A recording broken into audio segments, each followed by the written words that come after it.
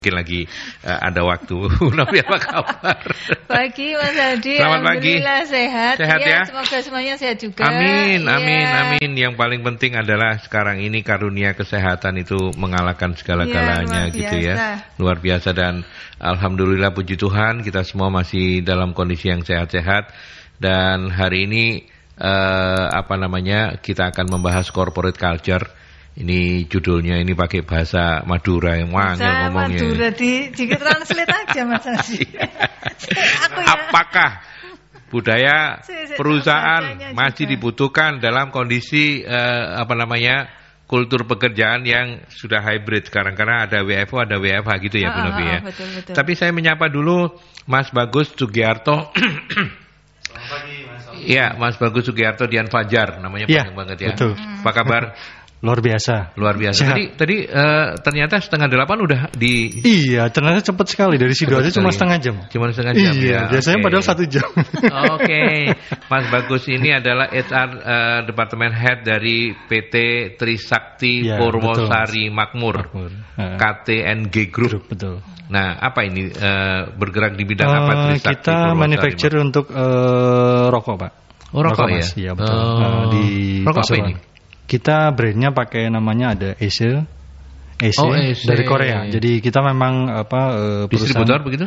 Enggak, kita Pabriknya, manufacture. ya. Jadi pabriknya. Pabriknya di sini. pabriknya, Oke, betul. itu. Under license berarti, bukan? Memang kita langsung dari global, dari Korea. Oh langsung. gitu, oke. Dan produknya cuma ini ya, rokok ya? Ya, rokok. Kita memang fokus untuk yang di Indonesia rokok. Tapi kalau untuk yang KTNG Global banyak juga sih produknya. Karena kalau pusatnya di Korea kita ada produk seperti ginseng, seperti Oke. kesehatan juga banyak. Oh, jadi yang rokok itu Trisakti Purwosari Betul, Makmur. untuk yang Kalau Indonesia. KTNG Group itu holdingnya cukup banyak. Cukup banyak di Cukup Korea. banyak. Yang di Indonesia, yang Trisakti Trisakti, tempatnya betul. Mas Bagus begitu ya. Betul. Anda merokok? Kayaknya wajib ya. Harus ya. Itu kayaknya sudah jadi culture. Oh. Jadi culture Mas. Corporate culture ngerokok. Oke, ini menarik karena saya tuh termasuk yang sampai sekarang ini terdistorsi pikiran saya itu dengan siapa yang pernah ngomong, kalau saya nggak salah Mario Teguh dibilang, hati-hati kalau perusahaan tidak bikin corporate culture, nanti anak buah yang bikin corporate culture, dan itu lebih susah untuk Diaturnya, betul. Apakah masih berlaku ya seperti itu ya Bu Novi ya? Iya, jadi gini kan, corporate culture itu kan seperti kepribadiannya perusahaan, Iya, betul. kepribadiannya organisasi Betul. kan. Betul. Jadi kalau misalnya orang itu punya kepribadian gitu, apa yang ditampilkan, apa yang dia lakukan, dia pikirkan. Nah, ini corporate culture itu seperti itu gitu. Jadi itu tadi, bahwa organisasi atau perusahaan dia harus membentuk sebuah culture yang kemudian akan membantu membuat orang-orang di dalam perusahaan untuk berperilaku, bersikap, terus berpikir dengan cara-cara seperti yang diinginkan oleh perusahaan, seperti itu. Ya, dan artinya itu memang perusahaan harus yang mengendalikan. Kalau nanti anak buah bikin corporate culture sendiri-sendiri, repot ya. Kan gini kan, sebenarnya ketika kita masuk ke perusahaan gitu ya, kalau kita bicara di dalam konteks organisasi, individu atau orang-orang yang masuk ke perusahaan ini kan adalah orang-orang yang sudah punya kepribadian sendiri-sendiri.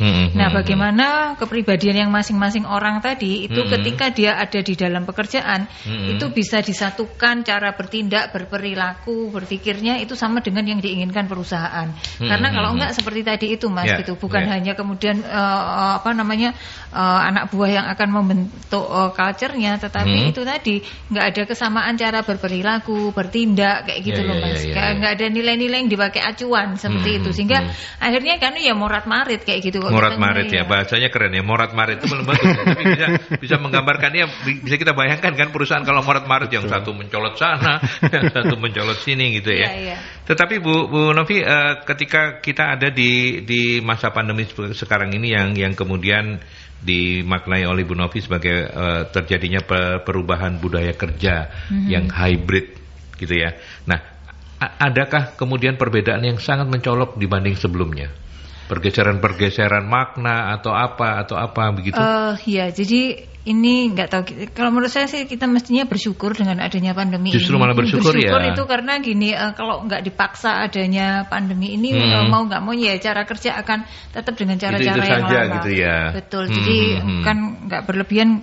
Kapan ada yang bicara kalau CEO apa Chief dari IT officer itu itu sebenarnya adalah si corona sendiri ini, si COVID-19 ini, karena dia yang memaksa orang untuk kemudian dalam segala aspek itu menjadi berubah gitu. Nah, kalau kita bicara di tempat kerja, ketika kemudian kita harus beradaptasi dengan situasi yang mau nggak mau harus dihadapi. Orang yang dulu misalnya yang gampang aja selalu kerja itu harus identik atau konotasinya itu datang ke kantor gitu kan. Yang sekarang kan ini menjadi berbeda, orang tidak harus datang ke kantor. Selain ke kantor itu ya alasannya adalah tadi itu demi kesehatan, keamanan gitu ya, sehingga kemudian orang jadi nggak datang ke kantor gitu ya. Dia bisa mengerjakan dari manapun asal pekerjaannya selesai. Seperti itu. Nah, dengan situasi yang seperti ini kan mau nggak mau terus akhirnya banyak hal yang menjadi berubah gitu kan. Orang yang dulunya banyak kerja di kantor sekarang sebagian harus kerja di rumah seperti itu.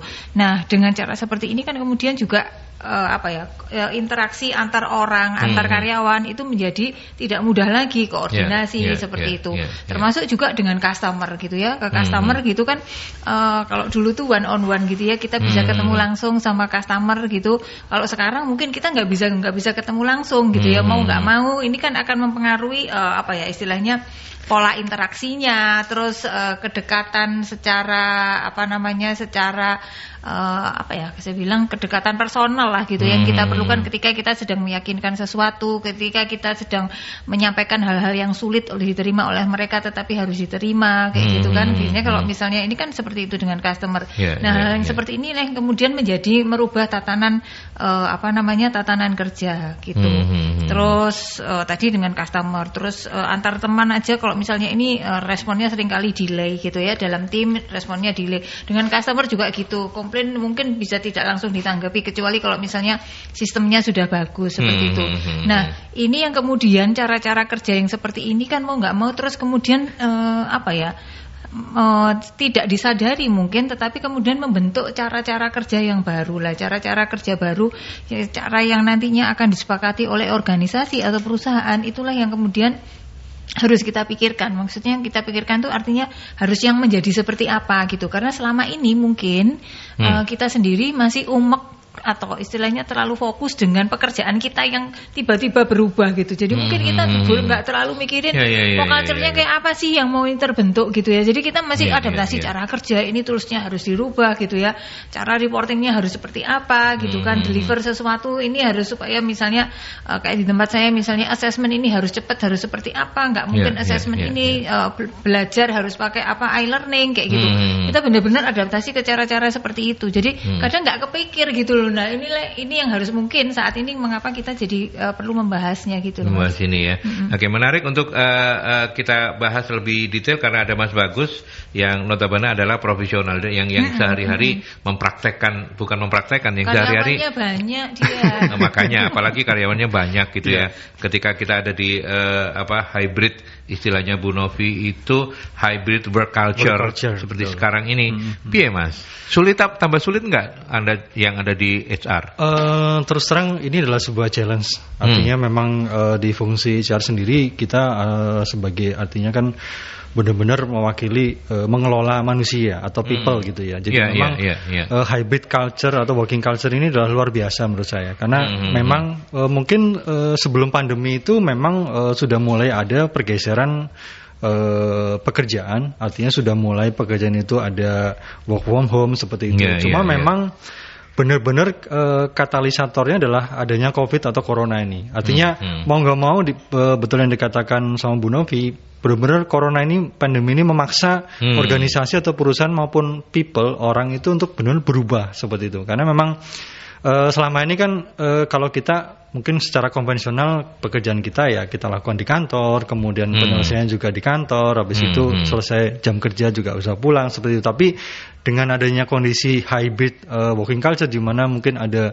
semacam kombinasi antara bekerja di rumah maupun bekerja di kantor.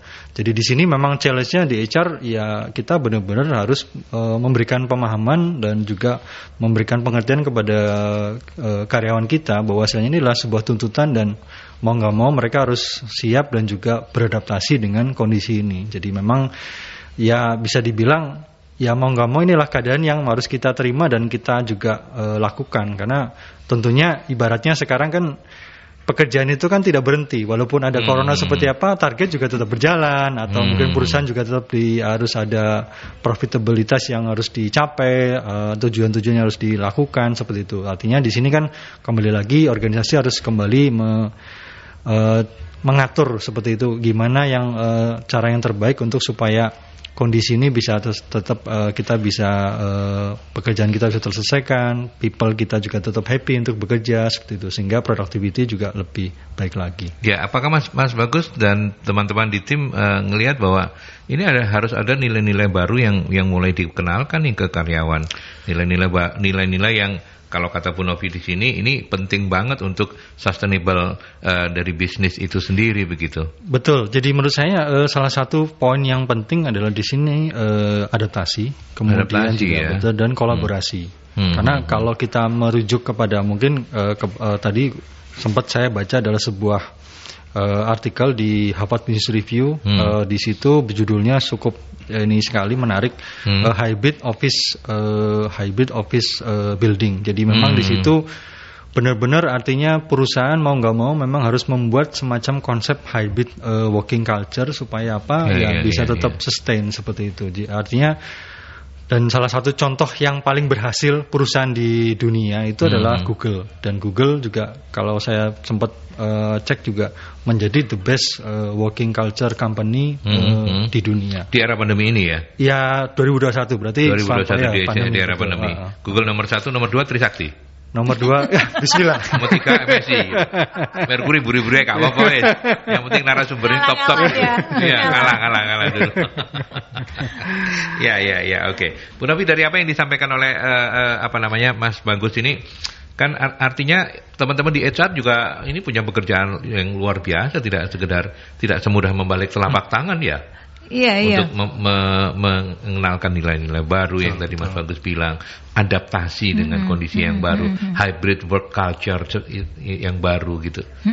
Apa yang harus diperhatikan, Bu? Jadi gini, tadi kan gini, situasinya ini kan berubah gitu ya. Jadi karena namanya kepribadian orang supaya tetap bisa hidup senang gitu diterima oleh orang lain, maka dia harus menyesuaikan dengan lingkungannya. Demikian juga kan ini organisasi ketika kemudian situasinya sangat berubah, maka dia juga harus menyesuaikan. Ada perbedaan perubahan-perubahan cara kerja dan sebagainya, ini pasti kan akan merubah seperti itu.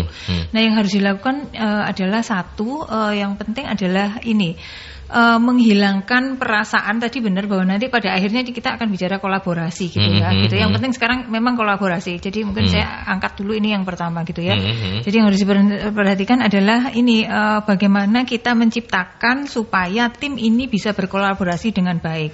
Nah, untuk bisa berkolaborasi dengan baik, maka yang perlu dilakukan adalah ini tadi saat sekarang mungkin kita nggak bisa terlalu micromanage Mas gitu. Micromanage itu artinya itu akan detail nanyain aktivitas harianmu seperti apa gitu. Tetapi lebih kepada target apa yang mau dicapai dalam satu periode tertentu gitu ya. Kita bikinkan mau harian, mau 2 harian, mau 3 harian atau seminggu. Nah, itu yang harus harus kita pakai sekarang itu gitu. Satu, nggak bisa micromanage gitu karena tadi itu ya kita kolaborasi Kolaborasi itu susahnya apa kan? Apakah karena kita kan bekerja dengan orang yang macam-macam gitu. Karena kita bekerja dengan orang yang macam-macam itu tadi menyamakan supaya kemudian iramanya sama itu tidak mudah gitu kan.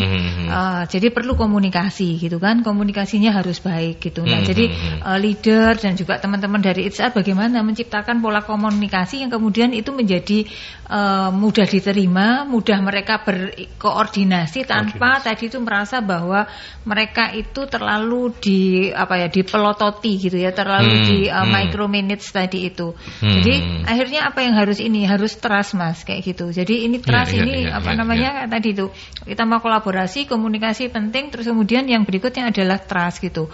Ini kita tidak mungkin. Jadi karena gini, buat orang yang kerja di rumah dan ada misalnya karena terpaksa dia harus WFH atau giliran WFH, yang lainnya WFO, itu buat orang yang di kantor itu bisa jadi merasa gini, enak ya yang kerja di rumah, dia bisa kerja klesetan gitu kan, bisa makan popcorn sambil nonton TV gitu. Yang di kantor ini masih berangkat pagi. Iya. Terus, selalu temennya itu curigation terus. Curigation gitu kan. Jadi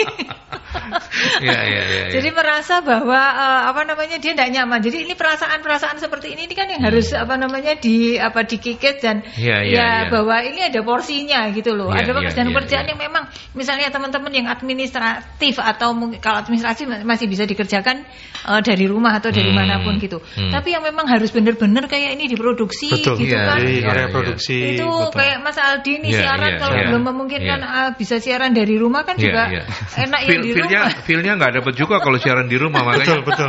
Suasananya beda. Suasananya beda. Saya termasuk yang menolak siaran di rumah. Oh gitu ya. Oke. Karena nggak ketemu Bu Novi, kangen banget. Mas Bagus, nggak kenal Mas Bagus. Energinya beda, Mas. Energinya beda. Betul. Nah itu tadi kan bisa jadi ada perasaan seperti itu kan. Enak yang di rumah kayak gitu kan. Memang ada orang yang misalnya kemarin biasa ini WFH gitu, mungkin seminggu 2 minggu seneng ya. Lama-lama terlalu panjang. Lama-lama bosan juga gitu ya. Setengah mereka bisa-bisa kan bete banget gitu kan. Malah yang kepingin macam-macam gitu ya. Jadi itu tadi itu yang harus yang harus dilakukan Mas Aldi. Jadi juga mengatasi ini tadilah perasaan tadi itu ketakutan, ketidakjelasan, kemudian keraguan-raguan. Nah itu yang harus harus diciptakan sehingga kemudian tadi suasana kerja itu menjadi enak, menyenangkan dan kemudian tidak membuat suasana tadi itu jadi memikirkan yang sebaliknya seperti itu Mas. Oke. Baik, saya break dulu Mas Bagus, Bu Novi, kita ke iklan dulu, nanti kita lanjutkan setelah beberapa pesan.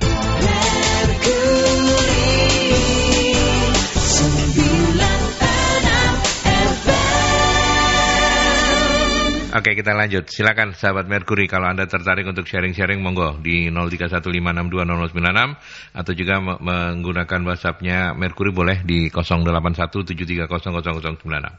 Ya, tadi kita berhenti sampai di catatan Bu Novi terkait dengan micromanage. Ini yang menarik perhatian saya. Jadi artinya sekarang itu nggak bisa toh karyawan itu diomel-omeli. Apa karena memang milenial itu memang tidak bisa diperlakukan seperti itu atau gimana? Nanti saya nanya juga ke Mas Bagus. Ini menarik. Yang pertama bisa milenialnya gitu. Tetapi yang kedua juga kalau misalnya sekarang kita ini cara mengelolanya micromanage itu juga nggak akan nututi Mas gitu loh. Gitu. Jadi karena banyak hal ini perubahannya sangat cepat kayak gitu. Jadi banyak hal yang kemudian memang kita harus adaptasi. Nah kalau kita mau nanyanya detail banget, nah itu juga buat yang mengerjakan tidak nyaman gitu, dan kedua kita juga nggak akan bisa monitor untuk banyak hal sekaligus gitu loh. Jadi atau kepada aktivitasnya, jadi lebih kepada outputnya. Kalau monitornya di outputnya aja Mas kayak gitu. Output yang di dalam satuan waktu tadi itu gitu. Kalau dari lapangan seperti apa Mas? Kondisinya micromanage tadi ketika Bu Novi menyebut kata ini, Mas Bagus mengiyakan betul gitu. Artinya Anda ngerasakan betul bahwa micromanage it's impossible untuk diterapkan. Oke, betul. Jadi memang kalau sekarang dengan kondisi saat ini memang micromanagement itu sudah menurut saya sih kurang relevan. Tapi tetap sometimes diperlukan juga. Tapi memang karena sekarang pertama memang karyawan kita kebanyakan adalah kalangan milenial, Pak. Oh jadi gitu ya? Ya, jadi milenial ya tetap ada, kita kombinasi, ada baby boomers, ada ini juga. Tapi memang mereka di divisi apa biasanya yang milenial? Bukan diproduksi pastinya ya? Produksi ada juga, tapi support juga banyak juga, Pak. Jadi memang sekarang lebih beragam, 60%, betul. Mas. Jadi kalau sekarang kita bicara itu milenial itu udah 60% populasi ya? di tempat di sebuah kerja. perusahaan ya?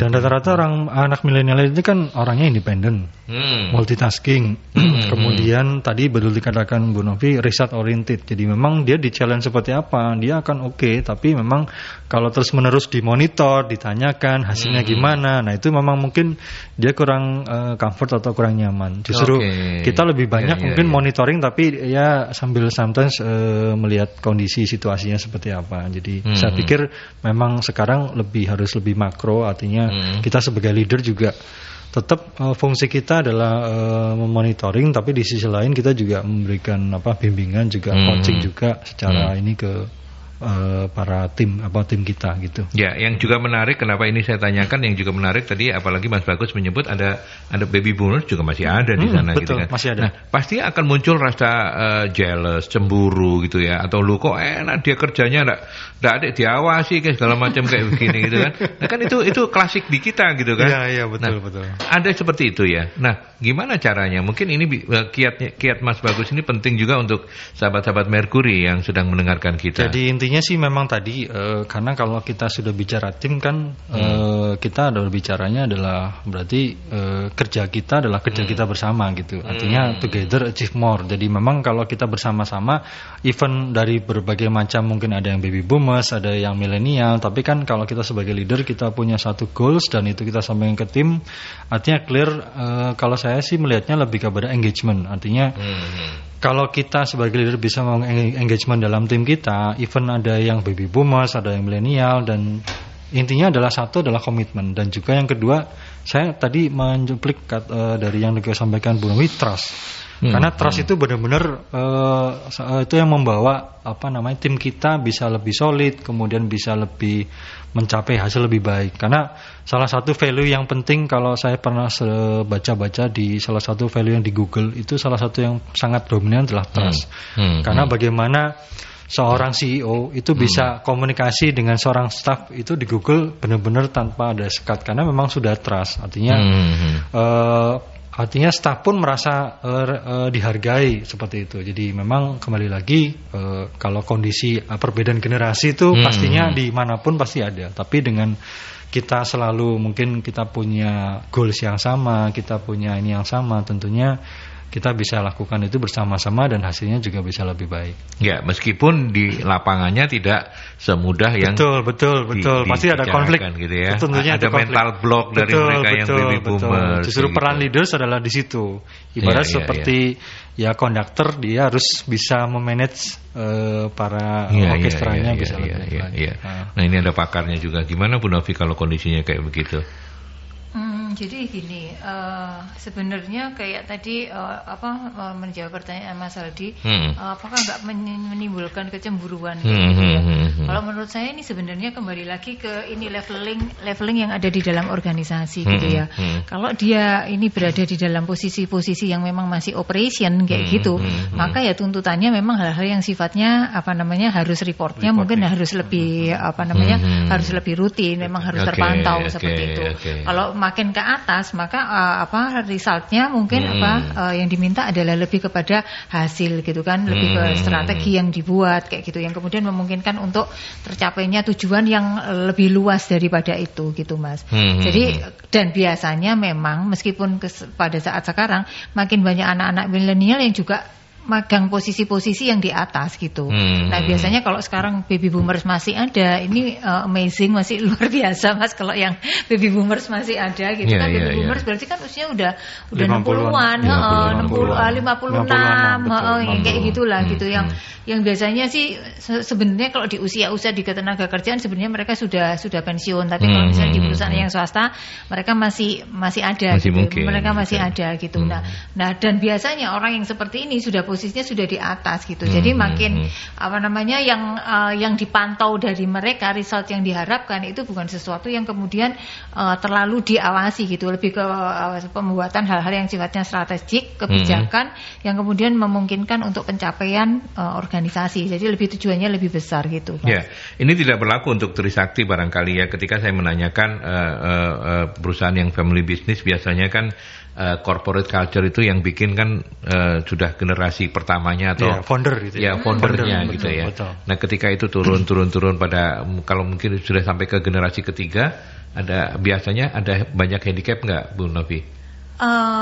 Pergeseran kepada siapa yang sekarang pegang tampuk pimpinannya bahasanya kayak gitulah gitu.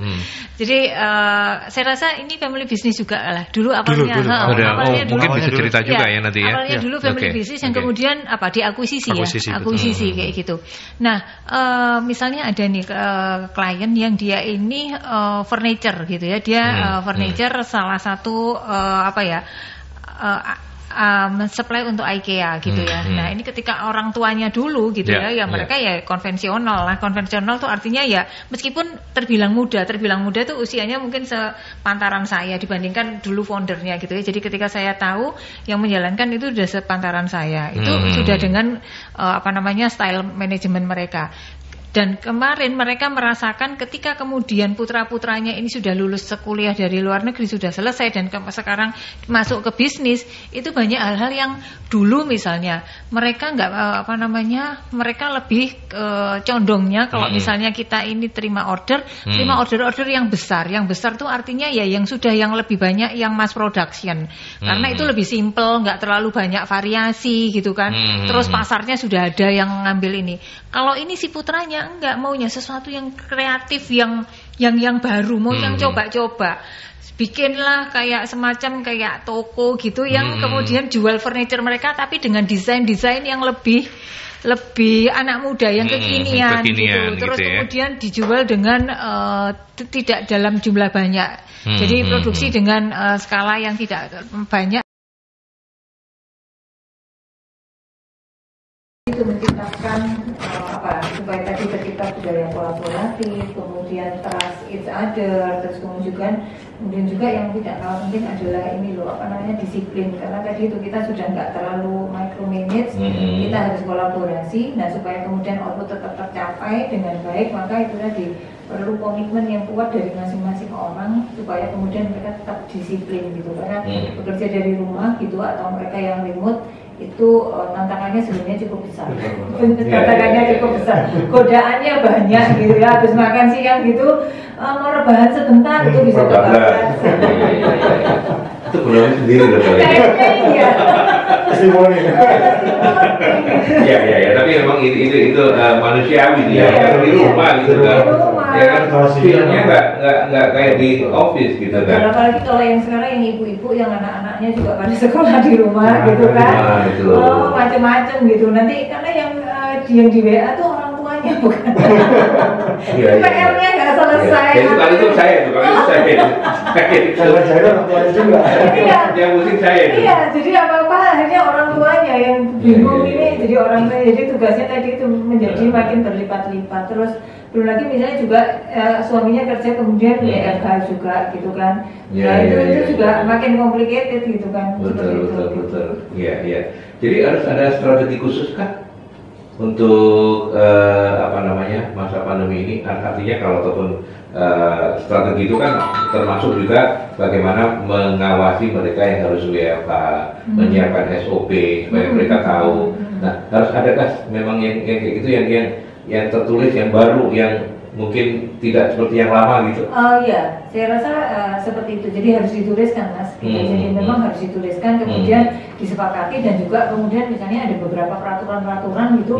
Kalau dulu mungkin setahun sekali gitu ya, peraturan itu baru dirubah, direview. Kalau sekarang bisa 2 minggu, 2 minggu, sebulan gitu peraturannya sudah ganti lagi. Apalagi karena tentunya seperti PPKM ini kan PPKM berjilid-jilid ini luar biasa. Artinya kita perusahaan pun harus ngikuti terus gitu, ketentuan vaksin, gitu macam-macam kayak gitu. Jadi banyak hal yang itu memang kemudian harus dan tetap harus disosialisasikan. Ya termasuk apalah hal-hal yang misalnya sampai karyawan kena apa sakit gitu ya, itu kan banyak mungkin nggak tahu caranya gitu kan. Jadi pertolongan pertamanya kalau mereka merasa seperti ini harus seperti apa, jadi harus lapor ke kantor. Kemudian kalau ada keluarganya yang kena mereka harus ngapain. Itu kan kelihatannya beberapa orang yang sudah sangat paham, mereka ngerti, tetapi ada banyak orang yang mungkin tidak paham gitu. Seperti itu, karena kalau misalnya ada keluarga aja yang sakit, maka pasti si karyawan ini nggak boleh masuk kantor kan, artinya kan seperti itu gitu kan. Tetapi ada yang misalnya ini dia tetap mau kantor gitu kan, juga membahayakan orang kantor. Iya, apalagi terus keterbukaan seperti itu sangat penting kayak gitu, apalagi saat sekarang. Jadi tadi itu satu hal-hal yang sifatnya SOP, terus peraturan-peraturan, ketentuan-ketentuan yang itu yang harus disampaikan kepada mereka. Sosialisasi lah, sosialisasi. Nah ini menarik nih kalau bicara soal implementasi, nanyanya ke Mas Bagus ya. Kalau karyawannya ribuan, kemudian harus sosialisasi, apalagi di masa pandemi, PPKM segala macam tadi yang Anda sebutkan, gimana cara strategi Anda untuk interkomunikasikan dengan baik ke semua level? Jadi tentunya sekarang kan alhamdulillah ada teknologi ya, ada aplikasi tentunya. Sekarang seperti WhatsApp group seperti itu, saya pikir itu adalah salah satu bentuk kemudahan ya. Lewat email, kemudian di blasting seperti itu, karena kan lebih masif. Kalau dulu mungkin kita bicaranya email, berarti kan harus dia punya laptop atau punya PC di rumah, tapi dengan sekarang lewat WhatsApp group pun kita bisa share kebijakan atau SOP yang perlu segera dijalankan atau diimplementasikan seperti itu. Tentunya sekarang teknologi itu memudahkan, tapi di sisi lain memang, tapi kami juga tidak memungkiri ada beberapa ya kembali lagi karyawan kita yang juga karena mungkin kondisi atau seperti apa juga yang belum familiar dengan teknologi itu. Jadi memang ya ini adalah hal yang kerja yang terus menerus, jadi tidak berhenti. Jadi tentunya ada ya 1-2 yang mungkin masih miss seperti itu dan sebagainya. Tapi tentunya kalau secara umum kita lihat presentasinya lebih besar atau lebih besar itu yang bisa dibilang itu adalah aktif. Oke, baik. Yang terakhir, Pak Hamid, apakah budaya kerja hybrid menjadi lebih mudah diterapkan pada karyawan milenial? Kemudian bagaimana mengatasi milenial dengan pendidikan terbatas? Kebetulan usaha saya di bidang cuci mobil. Itu pertanyaan Pak. Mas Bagus? Kembali lagi kalau hybrid itu kan kembali lagi situasinya adalah situasi dan kondisi dipertimbangkan. Tentu pekerjaannya jenisnya seperti apa. Tadi mungkin sempat disinggung Bu Novi, contohnya di bagian produksi kan nggak mungkin kita operator produksi itu diwiraukan gitu kan. Di rumah kan nggak mungkin dia bawa mesin satu part mesin kan nggak mungkin. Jadi tentunya ada beberapa pekerjaan memang ya tetap harus di office, yang harus dilakukan di kantor atau di perusahaan. Jadi tentunya kayak semacam cuci mobil. Ini kemarin ada kebetulan teman saya sendiri, dia punya sebuah inovasi. Kalau cuci mobil kan selama ini ya dia stay di satu tempat. Ini dia benar-benar jemput bola. Jadi cuci mobil di rumah. Jadi dia customernya tinggal WA aja, nanti di appointment dia si karyawan timnya ini bawa perlengkapan cuci mobil, ya dia cuci di rumah masing-masing seperti itu. Jadi adalah itu kembali lagi lah inovasi, dan kembali lagi di sini adalah penyesuaian, kemudian tuntutan milenial seperti apa. Ya, tapi kalau misalnya anak-anak milenial tapi pendidikannya terbatas, nggak masalah juga. Nggak masalah, betul. Yang penting kan kembali lagi cara komunikasi kita. Dan tentunya sebelum milenial itu adalah memang ya kalau sering dengar ada beberapa yang negatif, tapi tentunya sebenarnya mereka salah satu yang memang result oriented. Jadi dan dia sebenarnya multitasking. Even mungkin pendidikan terbatas pun, karena sekarang teknologi dimanapun, ya di desa-desa pun sekarang juga kan internet sudah familiar gitu, jadi sudah bukan hal yang tabu atau hal yang ini lagi, tapi masif lah sifatnya. Sudah lebih friendly lah ya untuk semua orang. Oke, sebagai closing statement apa Mas Bagus yang bisa Anda sampaikan dalam hybrid work culture seperti sekarang ini? Apa yang harus paling diperhatikan oleh teman-teman HR atau sebuah perusahaan begitu? Kembali lagi kalau ini kan kita arahnya adalah ketidakpastian gitu kan. Ketidakpastian berarti kan kita harus siap selalu beradaptasi dengan kondisi apapun dan selalu belajar, kemudian juga selalu proaktif. Saya pikir itu 3 poin itu adalah hal yang penting supaya baik kita sebagai HR, kemudian kita sebagai karyawan maupun juga perusahaan tentunya kan selalu beradaptasi hal yang baru, mungkin ada cara-cara baru, produk-produk baru supaya apa lebih bisa diterima customer seperti itu. Oke, baik, itu dari Mas Bagus dan Bu Novi. Dari saya untuk hybrid menjawab Pak Hamid dulu juga boleh kalau masih. Menjawab Pak Hamid ya. Saya mungkin kurang paham maksudnya kemampuan dengan milenial tapi kemampuan terbatas. Pendidikan terbatas. Jadi anak-anak itu ya mungkin kuliah atau putus sekolah. Iya. Karena sebenarnya kalau misalnya ini karakter milenialnya sendiri sih, yang kalau saya karakter milenialnya sendiri sih sebenarnya sama ya, tinggal isinya aja gitu.